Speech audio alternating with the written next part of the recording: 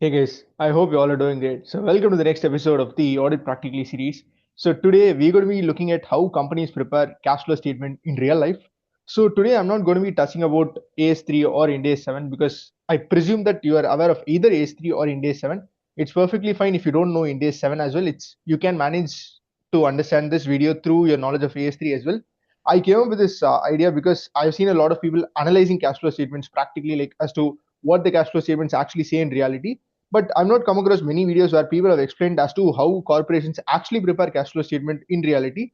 And being a CA article or a CA finalist, I feel that it is great if you're able to correlate what you're studying in your AS3 or in day 7 along with what works practically. So I've taken a real life annual report and I'm going to be showing how companies actually have prepared the cash flow statement in that case. So what are you waiting for? Sit back, relax, and enjoy as we deep dive into this. Cheers.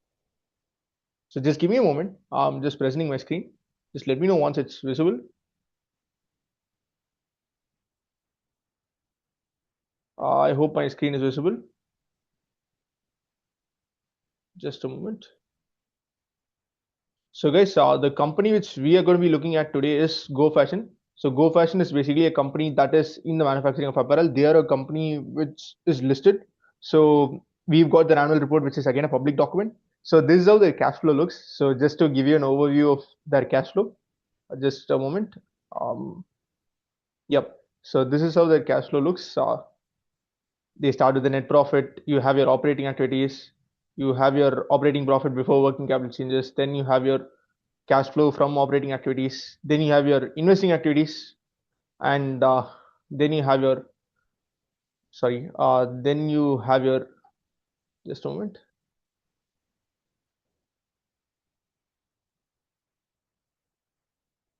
Then you basically have your financing activities over here. So basically you have your operating activities, your investing activities, and your financing activities.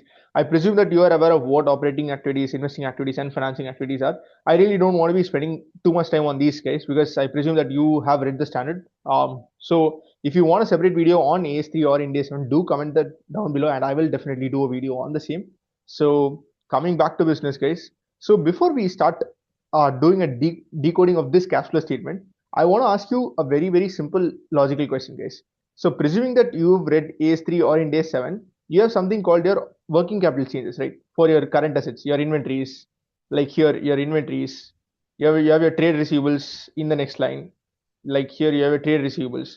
So, basically, what we do here is we take the difference between our opening asset and our closing asset.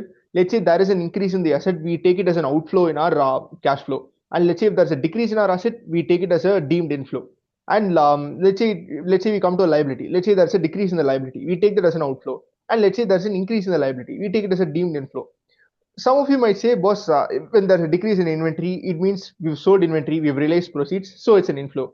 Okay, that is fine to an extent. I'm not going to be saying that that is 100% fine, but okay, to an extent, I agree with you.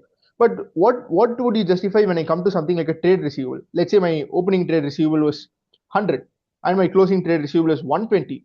Like, let's say there is an increase of 20 and you're saying that this 20 is an outflow and you're taking that as an outflow in your working capital change. What logic are you going to be giving me for that increase in 20? At least for inventory, you can say that if there's an increase, I have purchased, or if there's a decrease, I've sold the inventory and realized the proceeds. But what logic are you going to be seeing here, boss?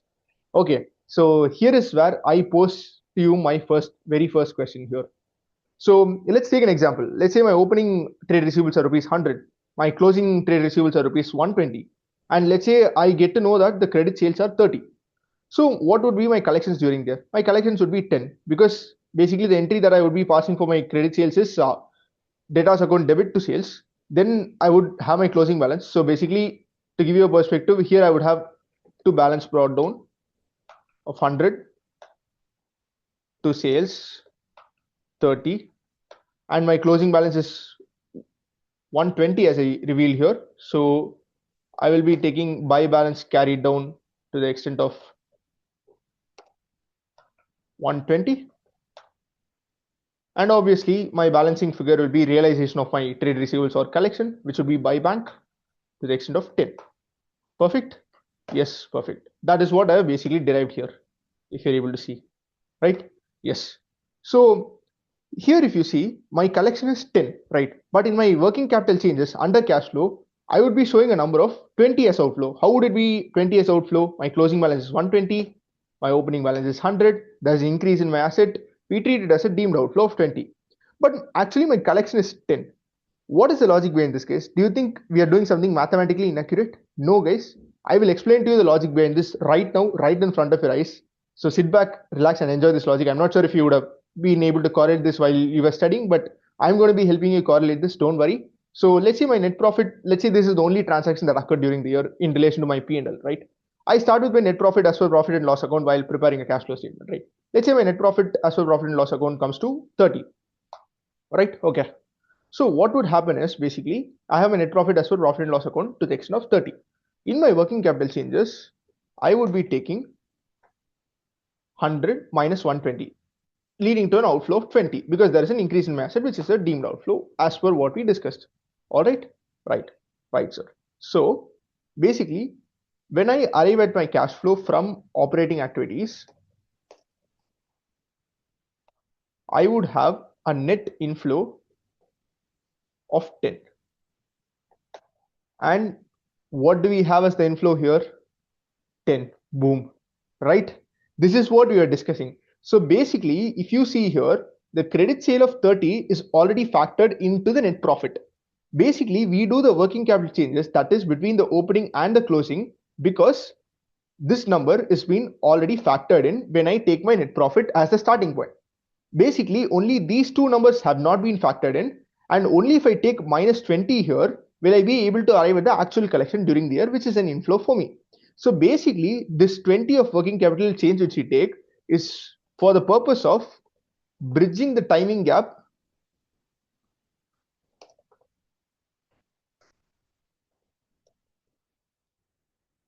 between collection and recognition of income. And this will be the logic that will be applied to your trade payables or your provisions. And in your trade payables, it will obviously be the reverse logic because trade payable is a liability, your trade receivable is an asset. I hope this is very clear, guys. I wanted you to understand this fundamental because this is something which not many people are actually aware of. I want you guys to be aware of this and understand and correlate what you're studying. So I hope this is very clear, guys. Now let's move on to the best part of this video. Let's start preparing the cash flow statement and let's see how companies do it. All right. Yes. Yes, sir. Okay. So first we are starting off with the profit before tax for the year. 12,330.44. Where do I get this from? Very simple. I just go a bit up and I come to my profit before tax. 12,330.44. Right? Here it is. Here is the number. So here is where I'm getting the number from, profit before tax.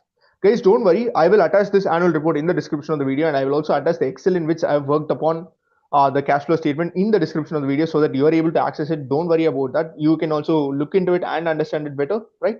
So this is my starting point, 12,330.44. So basically, once I complete all the items, I'm just highlighting them in green for our reference. Adjustments for depreciation.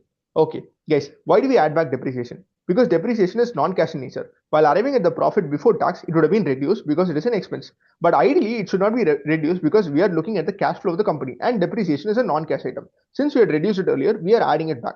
So where do I get the depreciation number? Again, my phase of profit and loss account, 12,369.42. Here we go. And boom, that's what we've taken here. Perfect, right? Yes. Property, plant, and equipment written off. Yes. So to give you a perspective, while preparing our cash flow statement, there are certain numbers which we can directly take from our face of P&L, but there are a lot of numbers for which we have to go back to the notes to accounts and get those numbers, right? So be very clear on that. So we have to go to the notes to accounts in this case. So I've traced this to note 23 of operating expenses. So let me go to note 23 and get this number for you, right? So boom, here we go. We are going towards note 23. So I'm not searching 23 here because the number 23 would appear multiple times in an annual report. When I do Control F, I won't be able to trace it. So stop. This is going too fast. Stop. Yep, here we are. Perfect. So here we are. So this is the other expenses note from where we are actually trying to trace this number, right?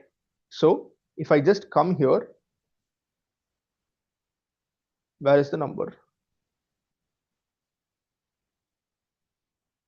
Property, plant, and equipment written off. 590.14. Here we go. So this is where we are taking this number from. Again, we are adding this back because this is obviously a non-cash transaction similar to depreciation, and ideally it would have been deducted while arriving at the net profit.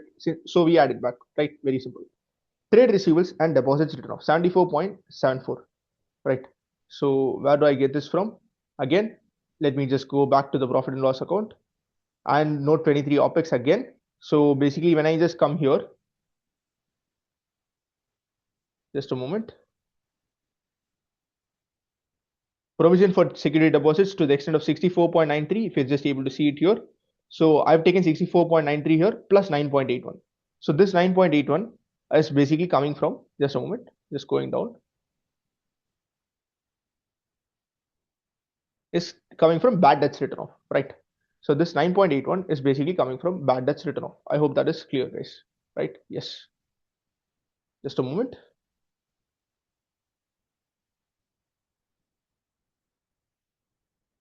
Sorry, just a moment, guys. Sorry.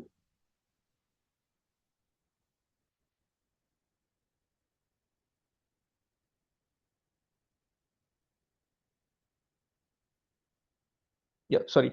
So basically, this is basically coming from 64.93 plus 9.81, right? That's how it's coming.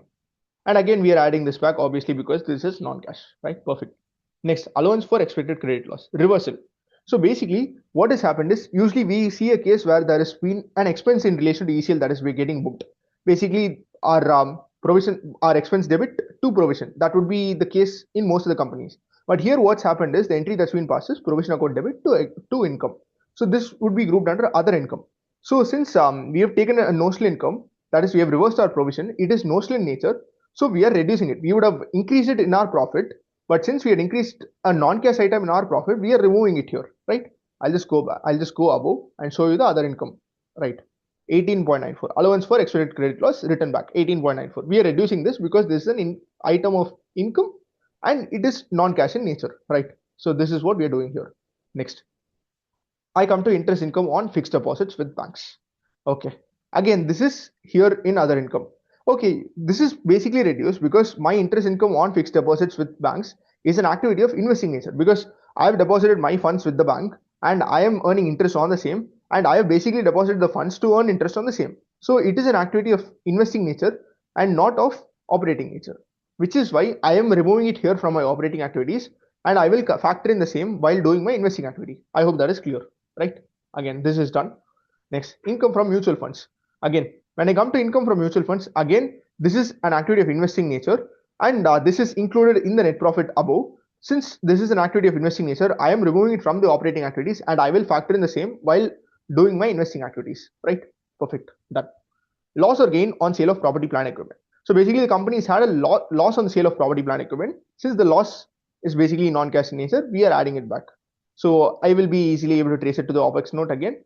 And again, we will be dealing with this in the investing activities because my proceeds from the sale of property, plant, and equipment is basically an investing activity and I will be dealing with the same there. So this loss, again, we are adding it back because not because it's non-cash in nature, because we will be dealing with it as a part of investing activities. My bad, sorry. So 40.22 loss on sale of property, plant, equipment, which we have taken here. Perfect, right? Yes. Finance costs.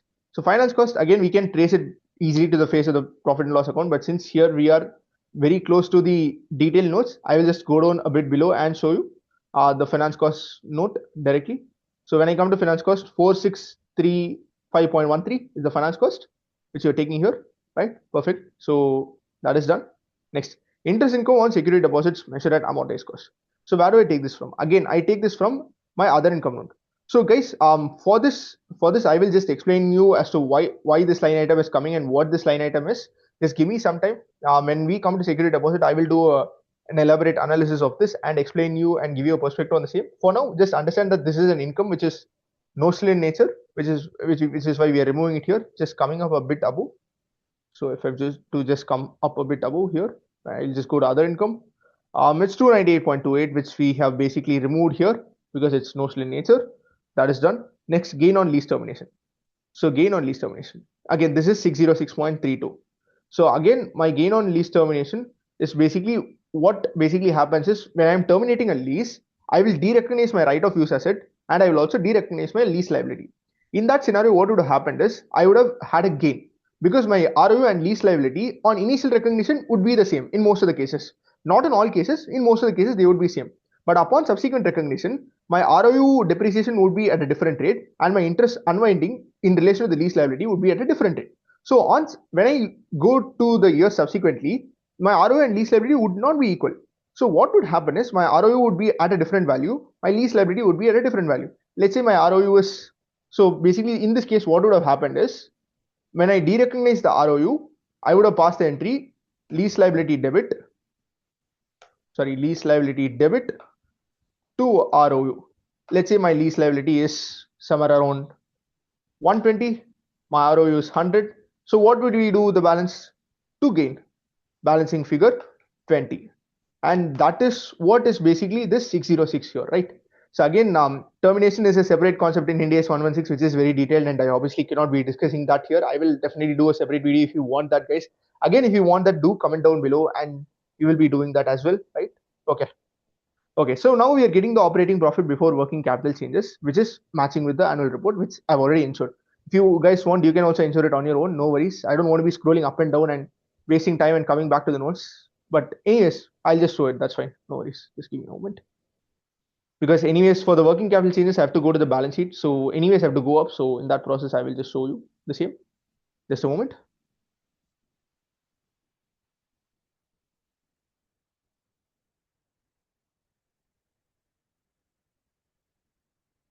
Just a moment, guys. Just going up.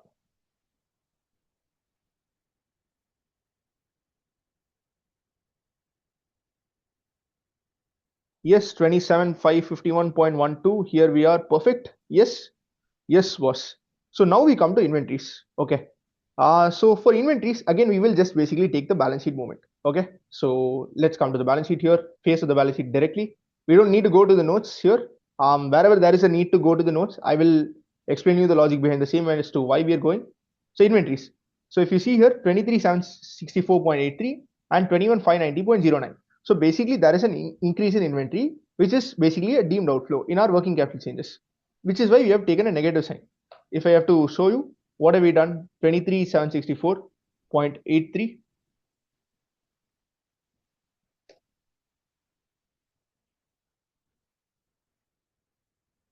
Sorry, my bad. I took the investment number. Sorry, my bad. So inventory number. Inventory is 23,764.83 and last year it was 21,590.09. So basically there is an increase in inventory to the extent of 2174, which is basically a deemed outflow, which we are basically taking straight away from the balance sheet movement, right? Perfect. Yes.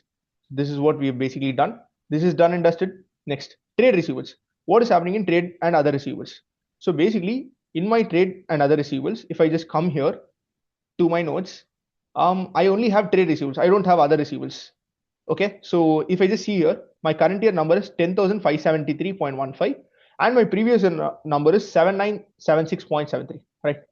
So if I just see here, this is what we have done. So there is again an increase in trade receivables, which we will take as a negative sign in our working capital movement, for which I've already explained the logic. So basically we have 2596 here, but we are getting 2577 here. You must be asking question as to why we are getting so. Guys, very simple. So basically our cash flow statement, if you see it simply, it is basically the balance sheet to balance sheet movement between the current year and the previous year, which we are covering through the cash flow analysis. Like for example, I will just show you an example here. So ideally, our trade receivables have moved to the extent of 2596.42. So when I take every single item in relation to trade receivable in the cash flow statement, wherever it is grouped, that variance should add up to minus 2596.42. So basically, I have minus 2596.42 as the variance which I ideally should be getting. But what has happened above is, I just come here above, so minus C10. So 18.94 of provision in relation to trade receivables was reversed, which we had already discussed, which we had removed, which we had adjusted in our profit before tax, right? So basically, I need to be getting a variance of 2596.42. So to this extent, I need to be removing it from here. So when I take the total of these two, this will match with 2596.42. So basically, guys, in conclusion, whatever item I have in relation to trade receivable or any other asset or any other liability, the total variance or the total items taken in the cash flow statement in relation to it, the total of it should match with the balance sheet movement of it, right? Very clear. So 2577 and 18.94. When I take the sum, it's 2596.42 and it is matching. Perfect. Yes.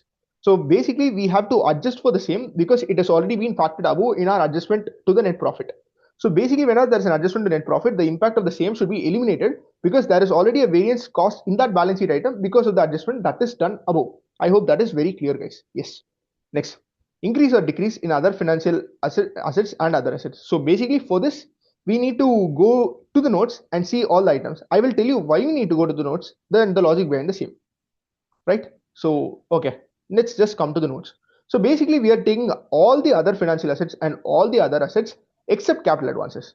Guys, just keep this in mind and you can just click on the link above and see my Audit Practically series video in relation to PPE and you will get a better clarity on this because if I go and explain the logic behind that again, that would eat up a lot of time in this video. I've already done a video explaining that. So you can just click the link above. So just keep this in mind that capital advances, capital creditors, and PPE are very closely related. So basically, whatever movement I have in capital advances and capital creditors, I should factor that in as a part of my purchase of property, plant, and equipment. I hope that is clear, guys. Just keep this in mind for now.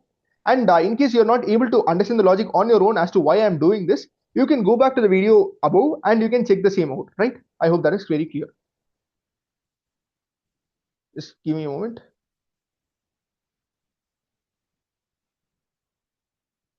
Just a moment, guys. Just a moment. Sorry, just resharing my screen. Sorry.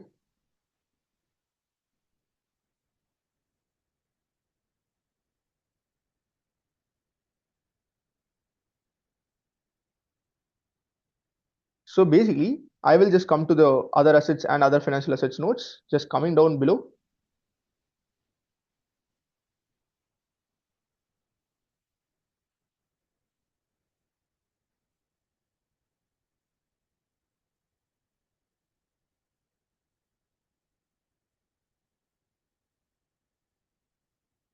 Again, in relation to financial assets, I will not be taking investments, guys, because investments again are a part of my investing activity. I will be covering the same as a part of investing activity. I will not be considering the variance of the same here in operating activities. So again, that will not be taken into account. And next, if I have to tell you, again, my bank balances other than cash and cash equivalents, margin money deposits. So margin money deposits are basically fixed deposits which are deposited with the bank with the intent of earning interest. Again, this is in relation to my investing activity, which I will not be taking here. I hope that is clear. So if I just come down here, what item should I ideally be taking? Again, other financial asset. If I look at my interest accrued but not due on fixed deposits with banks, again, this is in relation to fixed deposits with banks, which is a part of investing activity. Hence, I will not be taking the variance of the same in operating activities. Next, security deposits. Ideally, they should be taken as an part of operating activity, but the company, they have considered it as an investing activity. I'm not really sure as to why they've done the treatment because in the companies I've looked at in the past, they have considered it as a part of the working capital changes in operating activity itself. I'm not really sure. If anyone has any idea, please do comment down below on the same. That would be really insightful for anyone who's looking into this video. So just come down. So as I said earlier, ignore note 5, note 6a, and note 6b. Now I will just come to other assets. So other assets.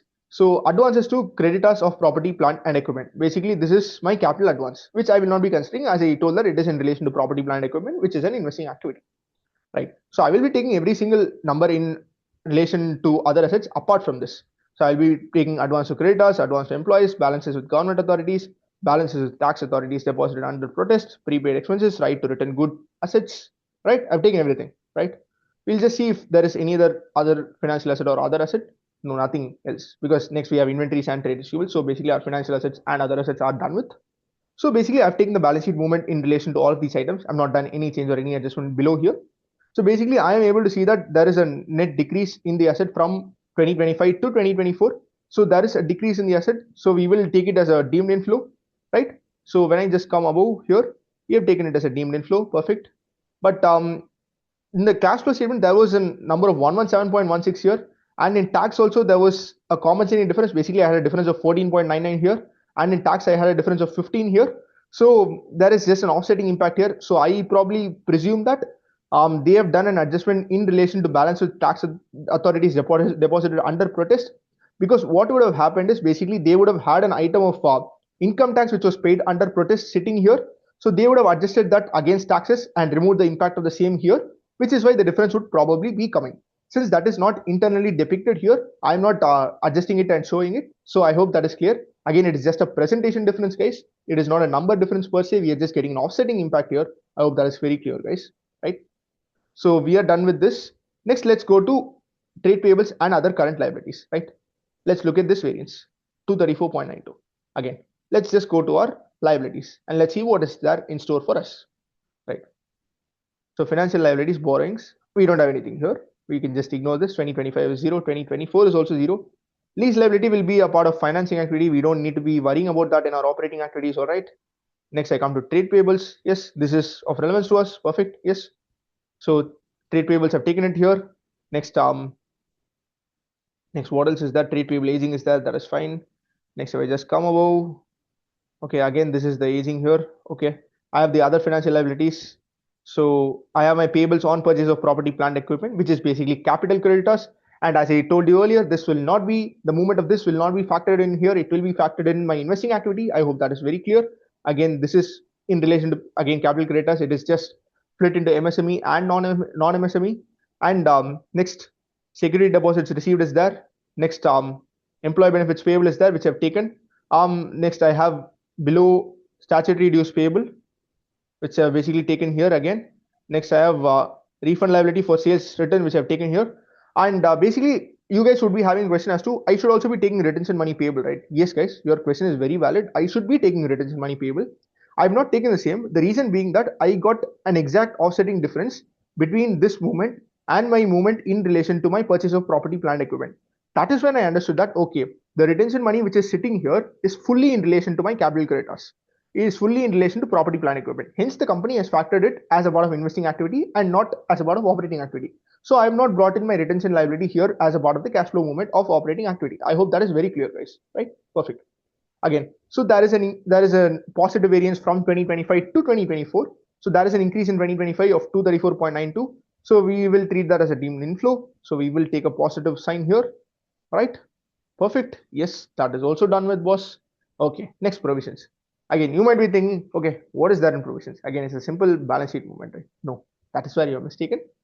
Let me show you. Let me prove to you. Let me demonstrate. All right. Yes. What are you waiting for? I'll just demonstrate to you. Just give me a moment.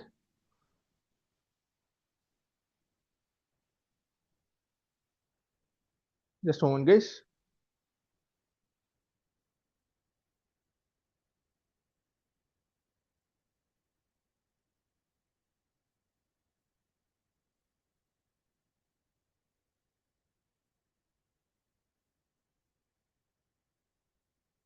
Just a moment. The system is just hung. Just give me a moment. Sorry over the issue. So just a moment.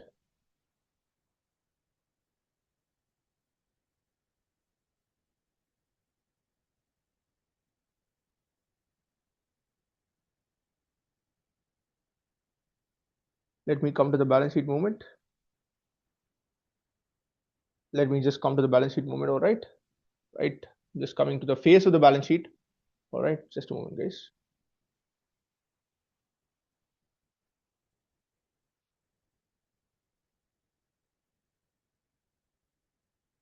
Just coming to the face of the balance sheet, right?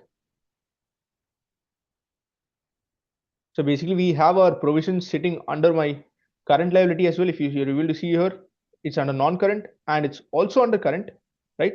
So I have to basically take the total of these two. So I will just come to my working here. So current plus non-current, as I mentioned here, it's coming to 869.54 for 2025, 578.38 for 2024. So there is an increase of 291.16. There is an increase in liability. We treat that as a deemed inflow, positive sign. But here is the catch. But in our cash flow statement, there is only a number of 288.34. So I will just explain the logic behind this, guys. So there is a concept called defined benefit plan liability in Ind AS 19. So what would happen is, in whatever gain or loss you have in relation to your liability, which you are measuring as at your balance sheet date basis an actuarial valuation, there would be a gain or loss arising on the remeasurement of the liability. So this gain or loss should not be taken to P&L. Instead, the same ought to be taken to OCA as per Ind AS 19. So this is basically the logic, guys. So what would be happening is, here they have a remeasurement loss of 2.82 lakhs, right? So what would basically be happening here is, yes, I do have a balance sheet movement of 291. Agreed. Yes, perfect. But my starting point is net profit as per tax. So this 2.82, this would not have been routed through my profit itself. This would have gone through OCA. So this would not be sitting above in the number 12330.44. So basically, if I just come below and explain to you the same, the entry that would be passed in relation to this would be OCA account debit to provision. So basically, there would be a balance sheet movement for this, but not a P&L movement. So basically, we need to remove the effect of this 2.82 because it is not included in my net profit below. That is, it is not deducted in arriving at my net profit below. So basically, that is what I've stated here, saying we need to remove the effect of OCA by reversing this entry as our starting point is net profit, which does not have OCA. So hence we are reducing the same from the closing provision. So that is why when we take the variance here, it is basically this minus 2.94, thereby deriving a number of 288.91. I hope that is very clear, guys. Right? I hope that is very clear. So this is what we've done. Perfect. Next. Coming to income taxes paid. Again, this is very simple, guys. No big rocket science. So I've taken my opening number of 50.51. Basically, current tax liability, I have a number of 131.54. And I also have a current tax asset. Let me just go a bit above.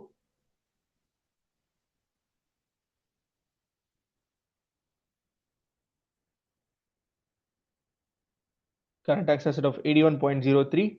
So I've taken the net number here, which is basically 50.51. You can also compute and take it. I've taken the net tax liability because the liability is greater than the asset. Then I have my closing again, which is basically 393.03 current tax liability here, minus my current tax asset of 74.38, which I've basically taken here. So I have a closing of 318.65, and my current tax charge for the year, which I can basically trace to my face of P&L, 381.49, which I've basically taken here. So my balancing figure should ideally be tax refund or tax paid. So I am getting a tax paid here. If you see here, so if you can just see the formula here, I am getting a tax paid here. So this is 3547.35. Apart from this, if you just go to my finance cost, I have an interest on delayed payment of income tax to the extent of 30.81, which has been paid during the year. So I basically get a variance of 3578.16 here when I take the total of these two, 3547 and 30.81. So basically, this is my current tax paid number during the year. All right. So if I just go above, this is the number I have. So guys, our operating activities are basically done and dusted, 19876.15. What I have here in my results, in my annual report, 1986.18. Okay, it's just a 0.03 difference. It's immaterial. It's maybe on account of rounding off, so we can just leave that for the time being. So just give me a moment, guys, and we will resume with our investing activities as well. Just give me a moment. Hey guys, let's continue with investing activities. Just give me a moment. Just presenting my screen again. Just let me know once it's visible. Yes, I think my screen is visible now. So yes, let's resume, guys. Perfect. So investing activities, as I had earlier told you, your capital expenditure on purchase of property, plant, equipment will come here. Along with that, your capital creditors movement, your capital advances movement, your retention liability in relation to capital creditors movement, and your capital work in progress movement, and your goodwill movement, and your investment property in case you have any. I don't think Corporation has any investment property basis my citing of the balance sheet. So they don't have any investment property to the best of my knowledge. And apart from this, you will have your proceeds from the sale of property, plant, and equipment that is there, and your mutual funds bought or sold, which we had already discussed. Then your fixed deposits, which we had already discussed, right? Then your interest received on fixed deposits, which we had again discussed. Then your security deposits placed during the year. As I told you earlier, I was not really comfortable with this coming year. This should have ideally been factored above in the operating activities as a part of working capital this year. And right, so let's decode every single item that is there here as to how we are arriving at it. So capital expenditure on property, plant, equipment, intangible assets, and capital work in progress, including capital advances and payables. Let's just understand how I've arrived at this number. All right, right. I'm just going to the annual report again. Let's go to the PP note, get an understanding of what is happening, and let's decode this. All right. Yes.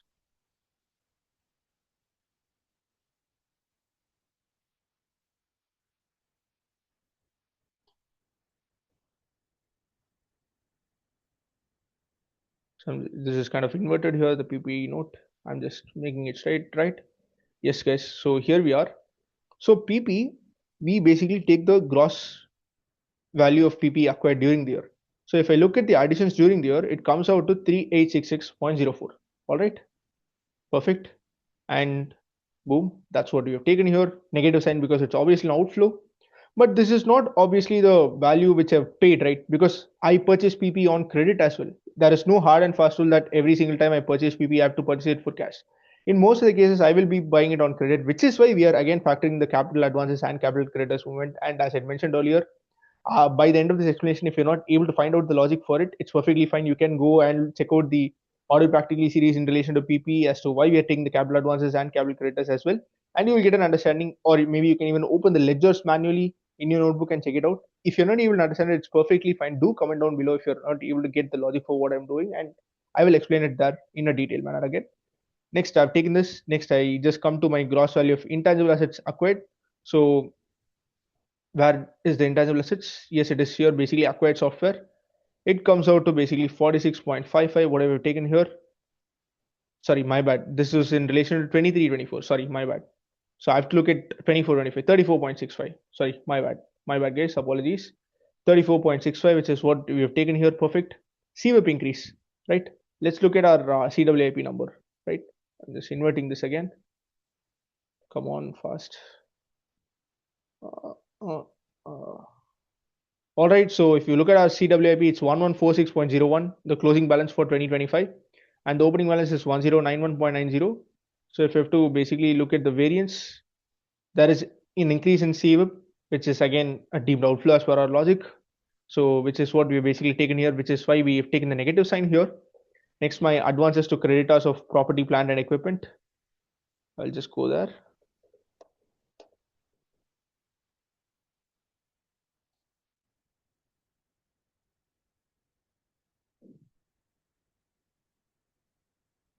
Right, so basically I have 116.99 as the closing balance, and my opening balance is 179.84. So that is basically a reduction in the current year. So the reduction in my asset is basically taken as a deemed inflow, which is why I've taken a positive sign here, minus of a minus, which is plus 61.95. Then I just come to my capital creditors, payables on purchase of property, plant, equipment. So where are we? Sorry, I just went past it, right? So basically this is again, as I told you earlier, the total of my MSME and non-MSME. All right, 31.13 plus 380.93, and this is what I've taken here. Then minus 421.57, which is here, minus 31.30. And basically, if you see here, that is basically a decrease in my payables, which is basically a deemed outflow as per our logic again, minus 40.81. Then retention money payable, again for retention money, take the MSME and the non-MSME. Again, there is a decrease here, which is basically a deemed outflow as per our logic. So here we go. Here we arrive at the total 3991.94, which is basically what we've got here, right? Perfect. So basically, in the annual report, they had an offsetting difference between proceeds from the disposal of PP and the capital expenditure on PP. 19.30 was an offsetting difference here. Again, it is just a presentation. I'm not sure as to why they've adjusted the amount here. There is nothing visibly which requires to be adjusted to the extent of 19.30. I've gone through the annual report. If any of you have any idea, please do comment that below. Again, it is just a matter of presentation. Don't need to be questioning too much on this, so it's perfectly fine. Okay, now let's arrive at the number in relation to proceeds from the disposal of PPE. All right, let's just go to this link. How I've arrived at this. Let's again go to our PPE note, our favorite note, right? And let's again invert this and bring it back to normal. All right. Yep. So disposals. So basically, if I look at the disposals here, the value of my disposals at cost is 1441.57, right? I don't have any disposal of intangible assets, so I don't need to be really worrying about that. So I have a gross block value of the disposals to the extent of 1441.57. This is basically at cost. Now I need to reduce my act up because that will give me the net block value, right? So 1441.57 is basically I've taken, which what I've taken here. Next, let me just come to the act up. So 778.44 is basically the act up, which I've taken here, act up of the disposals during the year, act up in relation to the disposals during the year to arrive at my net block. So 778.44, this is basically the net block or net book value of the PPE disposed. Then basically, as we saw above, we had a loss on sale. So to the extent of 40.22. So guys, to give you a perspective, 663.13 is my net book value, but I haven't realized 663.13. I have realized I have had a loss on sale, so I would have obviously realized an amount that is lesser than 663.13. So I will basically be doing 663.13 minus 40.22, uh, thereby leading to my realization of 622.91. But guys, again, we saw that we had a write-off of PP to the extent of 590.14. So this entire amount, which is getting deleted here of 1441.57, is not attributable to the sale, because there is also a component of write-off here to the extent of 590.14. So we reduce that to arrive at the actual sale value, because this 590.14 would also be again a removal from the block, but that removal is not attributable to sale. So to find the actual sale value of the removals, we remove this from here and we get 332.77, which we have basically taken above, guys. I hope it's very clear. Just coming down again, which we've taken here, and as I told you earlier, we are getting a compensating difference of 19.31 here and 19.30 above. So that's again a matter of presentation. It's perfectly fine. Next, let's come to mutual funds sold or bought, right? Let's come to our mutual funds note.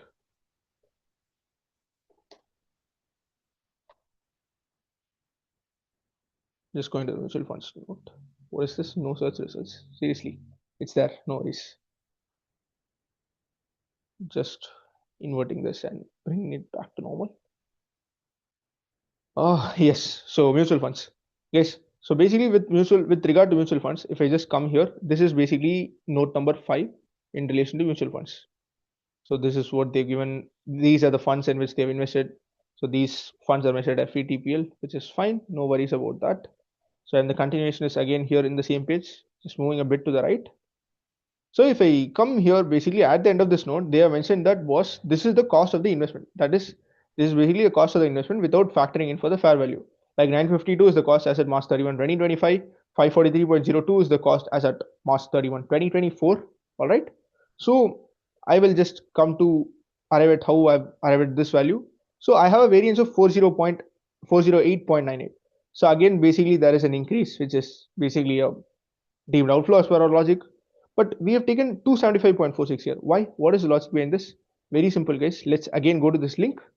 So this minus of this, sorry, this plus G12. So what is G12? Let us go to G12, right? Let us go to G12 and see what is there. So 133.52 is the realized gain in relation to mutual fund. If you see here, guys, we had removed 88.19. You might be having a question as to, boss, when 133.52 is the realized gain, why are we removing 88.19? Guys, the logic is very simple. Mutual funds here we saw were measured at FETPL, right?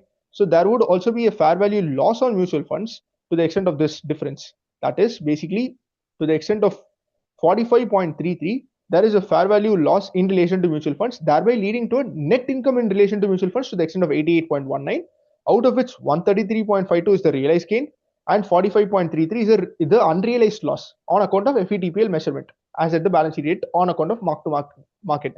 Okay, right? So basically 133.52 is the realized gain. So if I see here, my deemed outflow was actually, so my deemed outflow was 40.89. Plus I have received an amount because there is a gain, thereby leading to a decrease in outflow of 275.46. So when I just come here, then net movement is 275.46. So the annual report, they have basically presented the purchase and sale separately. I am not able to do that because I do not have the schedule and the movement for each of these investments in the financial statements in the notes. That would be available with someone who's done this audit, who have the breakup of each of these in an elaborate manner.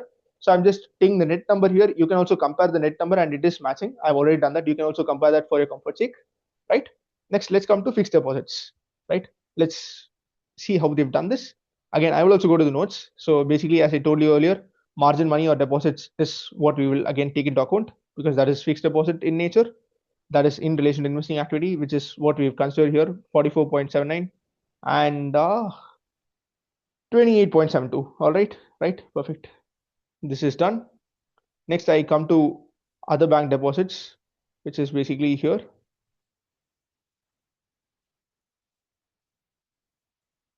Sorry, I'll just go a bit up. Under other financial assets. Sorry, I'll just search for it, guys. It's just a bit slow when I'm scrolling.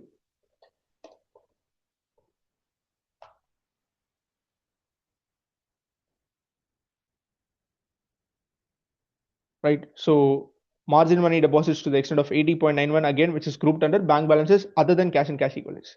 So guys, many of you would have a doubt as to why we are not considering the movement of these balances, because these are also balances with banks, and these are also held with another entity. Again, you don't have any interest on current account, but why are we not considering this? Because basically, like, let's take the example of balances with credit card companies and wallets. You might be having a doubt as to, again, this is for, we are parking our funds with someone else, right?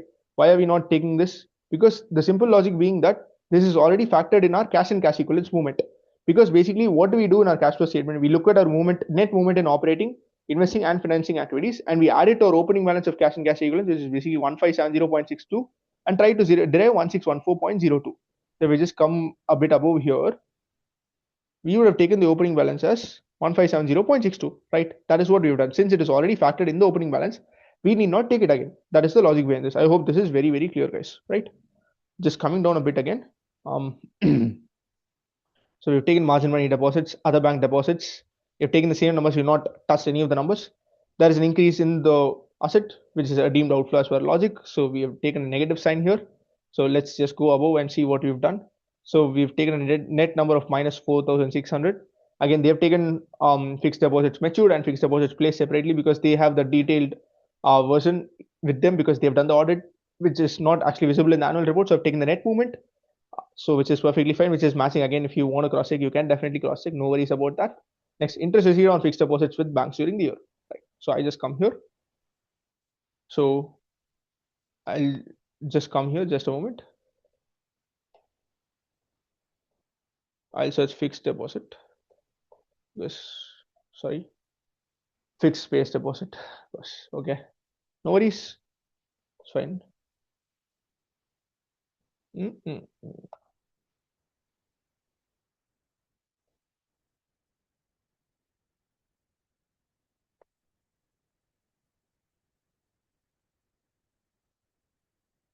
Nope, we've gone to other income. We wanted to go to assets.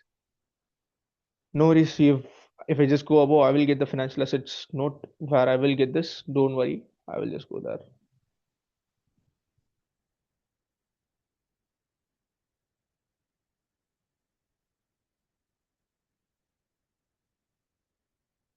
Where is this? Come on.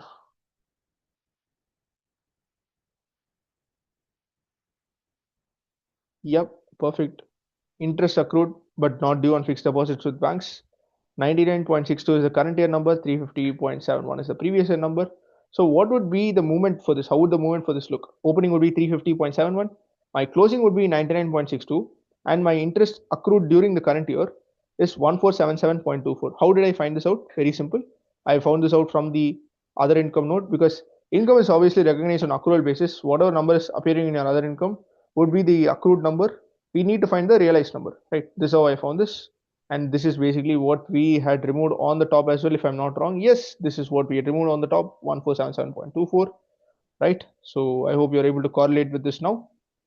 Next, we have the closing interest balance. So our balancing figure would be interest received during the year, which is, I've arrived at this like this, which is basically 1728.33, which is basically the cash movement, and which is what we've basically taken above as our inflow, because it is a receipt of an amount of receipt of interest on fixed deposit. Next, security deposit placed during the year, net. Okay, so to understand this, I will first explain to you the concept between security deposit and what we are actually doing here. So let me just come a bit above and explain this, right? Let me just go to the security deposit number. Okay, we are at the security deposit number right now. Let's ignore this number for a while. I will explain you the logic behind how we have done this. First, guys, let's understand the fact that these security deposits are in relation to lease. Okay, just keep that in mind. I will tell you why that is important. Let's say I give a security deposit today, guys, in relation to a lease which is for 5 years. Let's say the lease term is 5 years. I give the security deposit today to the extent of 100. Security deposit to the extent of 100, right? Sorry. So what entry would I pass? I would be passing the entry security deposit debit to bank 100. So to bank would be obviously 100. But would security deposit be 100? No, it would not be 100, guys. Why? Very simple. The security deposit is for a period of 5 years. the value of 100 is actually after the end of 5 years and not today. So to find the value today, I have to do present valuation by applying the market rate, effective interest rate, and arriving at the discounted value, right? Let's say it comes to 90. Where would this differential go and sit? Where would this differential of 10 go and sit? It would sit under an asset named ROU asset, balancing figure to the extent of 10, because this security deposit is in relation to a lease and you have the right to use the lease property, which is an asset, due to which you are taking the balancing figure to ROU asset to the extent of 10. I hope this is very clear, guys. Okay, perfect. Now, basically, you have to realize that whatever number is coming here in security deposit, for example, 4746.78, this number is basically this 90 here. It is not the 100 because we have done a present valuation. I hope it is very, very clear, guys. So if I basically need to find out how many security deposit I have given during the year, when I look at the number here alone, I will only be looking at the 90, but the reality being that I have actually given 100, right? I hope that is very clear. And next year, the entry that would be passed is basically security deposit debit to interest, and my security deposit would keep on increasing year on year till it reaches 100 at the end of 5th year. And my ROU asset year on year, it would get depreciated basically by the means of the entry depreciation debit to ROU to the extent of rupees 2, because 10 is the value of the ROU asset and my lease term is 5 years, so 10 by 5, 2 rupees of depreciation per annum. So and my ROU would get eliminated at the end of year 5 and my security deposit would reach 100 at the end of year 5. I hope that is very clear, guys. Perfect. Yes, perfect. So this is basically the flow that would be happening, guys. So the interest which we saw above here, basically, so you have to just come in our cash flow statement. This interest here, interest income on security deposit mixed amortized cost. This is basically the unwinding of the interest in relation to the security deposit, which is because of the Ind AS adjustment. I hope that is very clear, guys. Just give me a moment. So that is basically because of this. I hope that is very clear, guys. Right? Just a moment. I'm just representing my screen.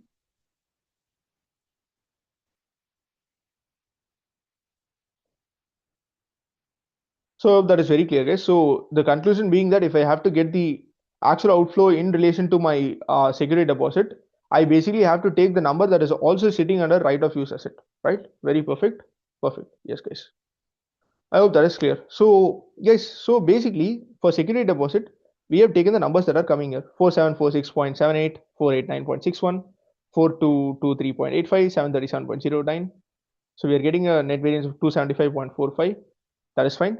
But let's take the movement of this. My opening security deposit is basically the sum total of this, 4960.94. My security deposit closing balance is basically 5236.39, which is basically the sum total of 2025 numbers. And I basically have my interest accrued during the year from my other income, 298.28, which we have basically seen above, right? So this would increase my security deposit through the means of the entry, security deposit debit to interest income, right? That's perfect. So my balancing figure that would be coming is basically security deposit given or received during the year. And we have the balancing figure as security deposit received during the year to the extent of, security deposit given during the year, my bad. Or security deposit received during the year. Sorry guys, very sorry. Security deposit received during the year because there is a reduction in security deposit.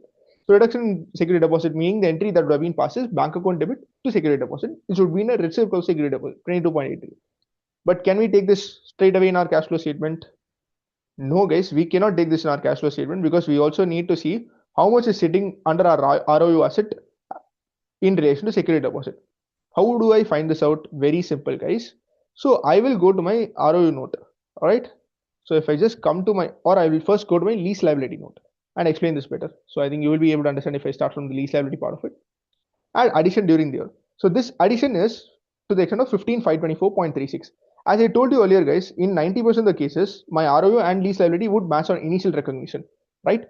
So ideally, at the gross level, my ROU should also have an addition of 15,524.36. I hope you understand this, guys. Let us go to our right of use asset and see how much is the addition and figure it out. All right. Addition is 16,002.72. So basically, my addition in ROU is exceeding my addition in lease liability. The simple logic being that the 10 which we spoke in our example is also sitting in the 16,002. So to find out how much is in relation to our security deposit, the difference between 16,002.72 and 15,524.36 is the amount that is sitting in relation to security deposit to the extent of 478.36. This 478.36 is basically an outflow, guys, because we saw the entry flow, right? The entry flow would basically be security deposit debit, ROE debit to bank. So this 478.36 is an outflow. So how much is my net outflow? It would basically be 478.36 minus 22.83, 455.53 would basically be my net outflow. I hope that is very clear, guys, which is what we have basically taken here. So in the annual report, they had taken a net outflow of 452.13 to the extent of 3.4 lakhs. I was getting a difference. It's immaterial. I'm not sure what they've adjusted here, but it's a very immaterial difference. So don't need to really be minding about that. So here we go. We have arrived at our cash flow from investing activities. Perfect. And now we come to the last part, very simple part. Since the company doesn't have any borrowings as we saw in the annual report, this is actually going to be very straightforward. Let's go to our finance cost note and see what is the finance cost paid.